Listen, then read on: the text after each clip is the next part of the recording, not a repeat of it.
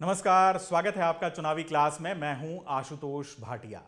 हाल ही में राजस्थान, मध्य प्रदेश और छत्तीसगढ़ में विधानसभा चुनाव में जीत हासिल करने के बाद बीजेपी ने शुक्रवार को तीनों प्रदेशों के लिए अपने केंद्रीय पर्यवेक्षकों के नामों का ऐलान कर दिया है।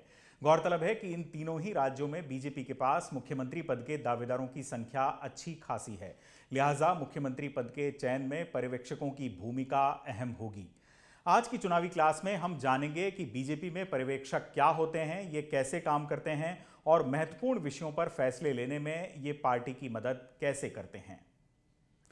अगर तीनों ही राज्यों में पर्यवेक्षकों की बात करें तो बीजेपी संसदीय बोर्ड ने राजस्थान में रक्षा मंत्री राजनाथ सिंह, राज्यसभा सांसद सरोज पांडे और पार्टी के राष्ट्रीय महासचिव विनोद तावड़े को पर्यवेक्षक बनाया है। उधर बात मध्य प्रदेश की करें तो हरियाणा के मुख्यमंत्री मनोहर लाल खट्टर, बीजेपी ओबीसी मोर्चे के राष्ट्रीय अध्यक्ष डॉक्टर के लक्ष्मण और पार्टी के राष्ट्रीय सचिव आशा लाकड़ा को पर्यवेक्षक के तौर पर चुना गया है। इधर तीसरे राज्य छत्तीसगढ़ का अगर हम जिक्र करें तो केंद्रीय जनजातीय मंत्री अर्जुन मुंडा, आयुष मंत्री सर्बानंद सोनोवाल और पार्टी के राष्ट्रीय महासचिव दुष्यंत कुमार गौतम पर्यवेक्षक के तौर पर नियुक्त किए गए हैं। राजस्थान, मध्य प्रदेश और छत्तीसगढ़ तीनों ही राज्यों में मुख्यमंत्री के नाम पर अभी तक सहमति नहीं बन पाई है।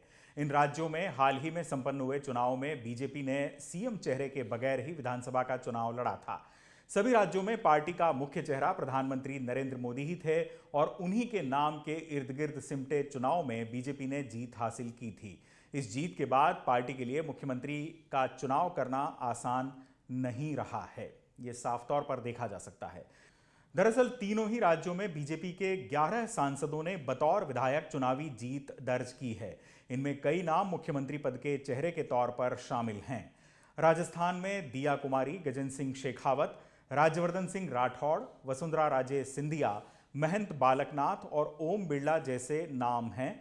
वहीं अगर बात मध्य प्रदेश की करें तो शिवराज सिंह चौहान, नरेंद्र सिंह तोमर, प्रहलाद पटेल, कैलाश विजयवर्गीय और ज्योतिरादित्य सिंधिया रेस में शामिल हैं। इधर बात छत्तीसगढ़ की करें तो राज्य के पूर्व मुख्यमंत्री रमन सिंह के अलावा रेणुका सिंह, प्रदेश अध्यक्ष अरुण साव और ओपी चौधरी का नाम प्रमुखता से सामने आ रहा है। ऐसे में पार्टी को मुख्यमंत्री पद के चुनाव में मदद के लिए पर्यवेक्षकों की दरकार पड़ी है।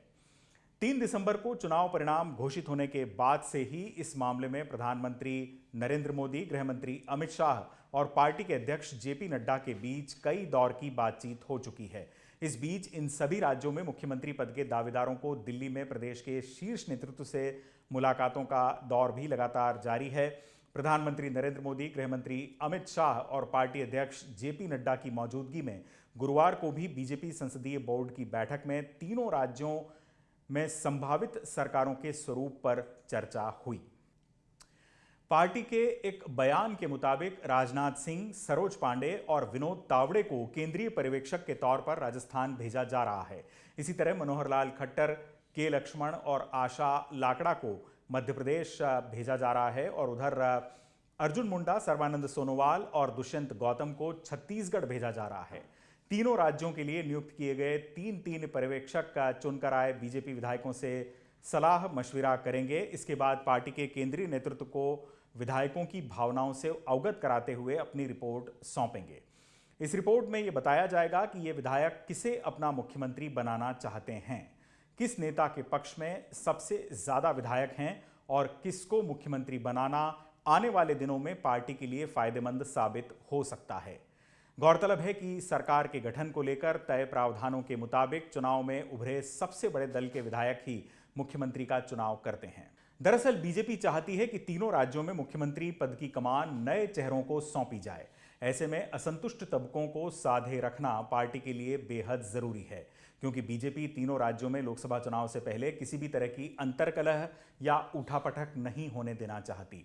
अपनी रिपोर्ट तैयार करते समय पार्टी के पर्यवेक्षक तीनों ही राज्यों में स्थानीय समीकरण और बगावत की संभावनाओं को ध्यान में रखेंगे और इसके बाद ही कोई फैसला लेंगे।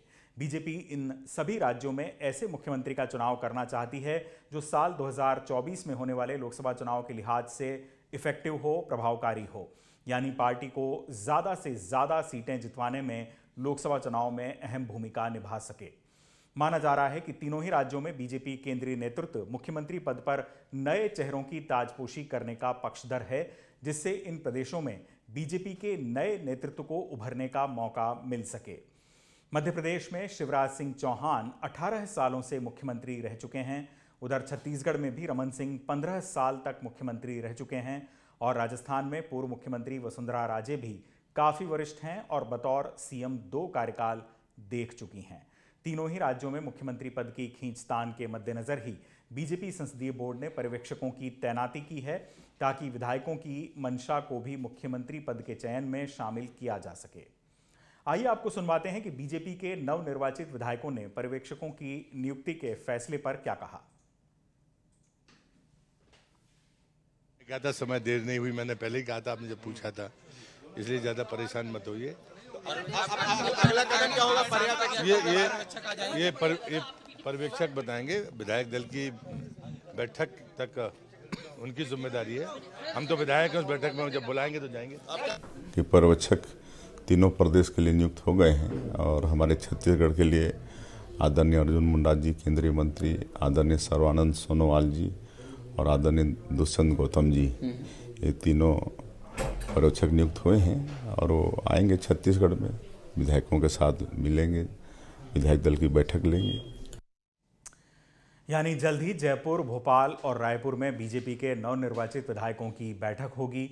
माना जा रहा है कि तीनों ही राज्यों में पर्यवेक्षक शनिवार को विधायकों से विचार विमर्श का काम पूरा कर अपनी रिपोर्ट पार्टी के संसदीय बोर्ड को सौंप देंगे। इसके बाद रविवार तक तीनों ही राज्यों में मुख्यमंत्री पद के नामों का औपचारिक रूप से ऐलान किया जाएगा। फिलहाल हमारी इस खास पेशकश में मेरे साथ इतना ही। चुनाव आज तक की चुनावी क्लास में आप चुनावों, राजनीतिक पार्टियों और समसामयिक मुद्दों से जुड़ी तमाम जानकारियां हासिल कर सकते हैं।